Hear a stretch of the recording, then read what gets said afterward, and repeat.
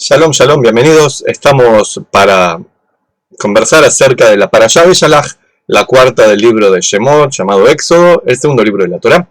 Beshalach es cuando envió, porque comienza con la salida de Egipto, cuando los hebreos fueron echados por el faraón de Egipto. Luego de muchos años de sufrimiento, de esclavitud en Egipto, por fin pudieron salir luego de las 10 plagas maravillosas que envió Dios.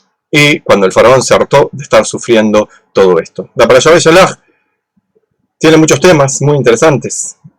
Uno de los cuales es la apertura del llamado Mar Rojo. Ya lo veremos. También cuando Moshe le pega a la roca y otros temas más, como por ejemplo el maná y otros temas más que por lo general se pierden porque uno se concentra en uno de los puntos, viendo el árbol y no todo el bosque, que es muy amplio en la Parashá Beshalach. Así que sabemos que salieron de Egipto. Si hubieran ido caminando por el camino más corto, hubieran tardado 11 días, 2 semanas, un mes, porque era mucha gente y había gente enferma y muy viejita, etc. Pero el plan de Dios no fue llevarlos por el camino derecho, que hubiera sido bordeando el mar Mediterráneo, sino que fue más complicado el viaje, los llevó por otro lugar y dice la Parashá para que no tuvieran confrontaciones militares.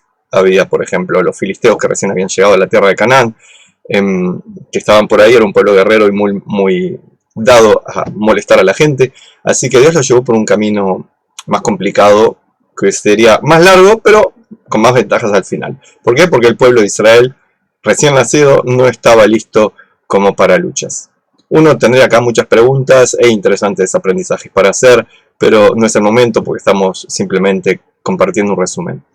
Así que anduvieron por el camino este del desierto hasta llegar al Yam Suf, que es el mar de las cañas, se traduce en Mar Rojo, no sé por qué, porque aparentemente no es el Mar Rojo ese que conocemos, que está por ejemplo en Eilat, pero no se tiene claro dónde queda.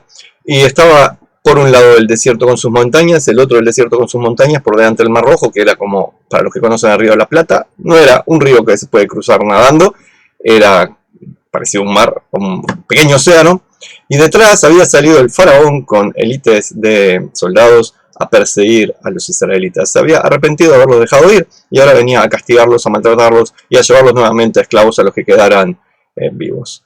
Y entonces el pueblo de Israel temió, porque no sabían para dónde ir, a ambos lados montañas y desierto, para adelante un mar que no se podía cruzar, para atrás el faraón que venía a maltratarlos. Y Dios puso una cortina de fuego entre el faraón y los israelitas para que los israelitas tuvieran tiempo de hacer lo que él les había dicho, que era métanse al mar.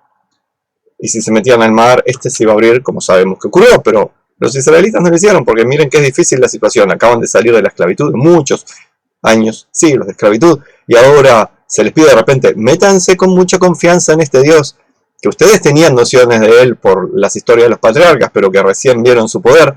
Vale acotar que de las 10 plagas, los israelitas no tenían realmente conciencia de que existían, porque caían sobre los egipcios, a los israelitas, que se mantenían fieles a lo que era la cultura israelita en aquel momento, obviamente que como se habían asimilado los egipcios, tenían muchas cosas también de egipcios, pero se mantenían fieles a su cultura. Sobre esos israelitas no habían caído las plagas, por tanto para ellos no había pasado nada extraño en Egipto. Un día vinieron estos locos de los egipcios, le regalaban las cosas, otro día les pedían comprarle agua, otro día los echaron. No entendían qué les pasaba a los egipcios, porque ellos no lo padecían y no vivían con los egipcios, vivían en sus propias ciudades, en sus guetos creados por los egipcios para discriminar a los judíos. Así que ellos acá como que sí tenían alguna noticia que algo le estaba pasando a los egipcios, pero como que no sabían muy bien qué era. Entonces no tenían cómo confiar en esta poderosa presencia que es Dios.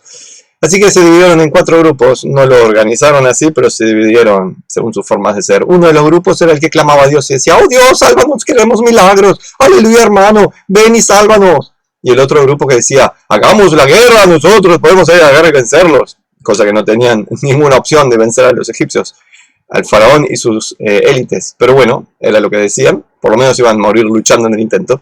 Otro grupo decía, es momento de suicidarnos, hermano, está todo perdido, mejor metámonos al mar y ahoguémonos. Y el grupo decía, el cuarto decía, volvamos a Egipto, que nos castiguen, que maten a algunos, que nos torturen un rato, pero volvamos a Egipto, ahí éramos esclavos, la pasábamos mal, pero mejor eso que esto, que morir en el desierto y sufrir acá.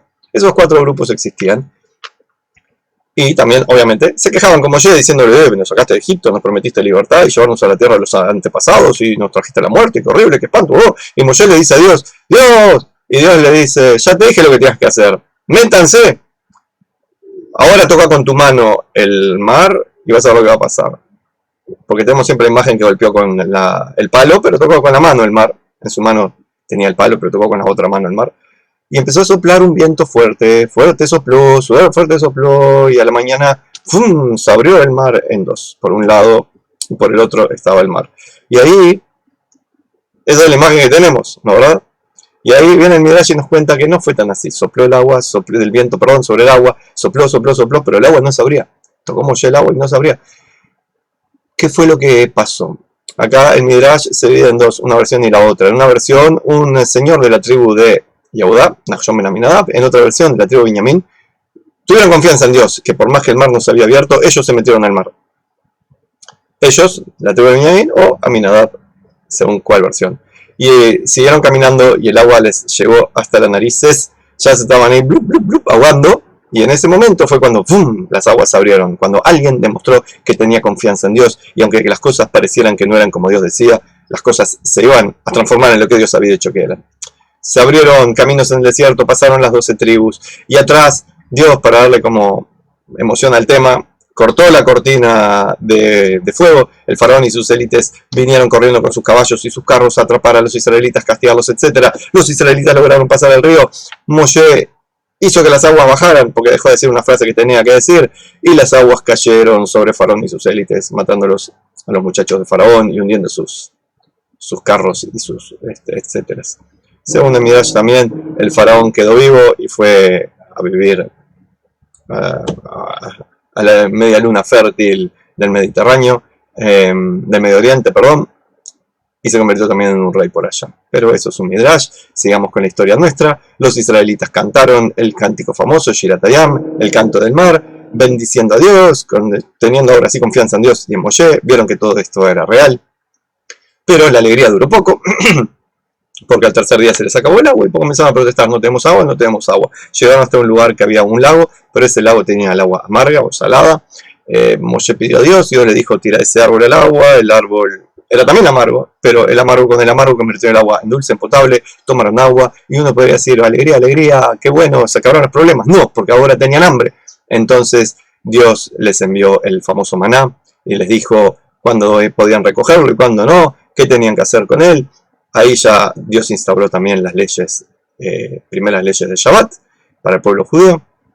Y termina la historia con que otra vez tenían sed, y esta vez fue cuando Moshe agarró su palo, golpeó la roca y de la roca salió agua. Y este ha sido el resumen de la parashá Beshalach. Seguramente tenemos muchas enseñanzas para tratar del mismo. Para hacer un resumen, hemos llegado hasta aquí. De mi parte te deseo una bendita semana, Shabbat Shalom y todo lo bueno para todos nosotros.